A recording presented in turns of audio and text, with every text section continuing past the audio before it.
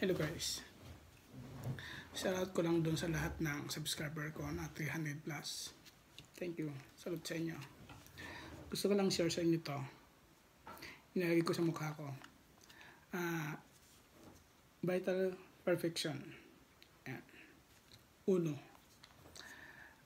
Yung para sa mga nag-oil ang mukha, nagbabalat ang mukha. Maganda siya doon.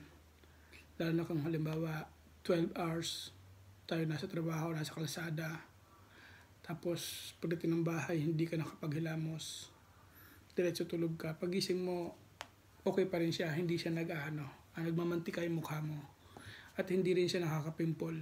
Maganda sa balat, lalo na sa mga katulad ko na nagbabalat kalabaw na. Maganda para sa ito palalaki lang to.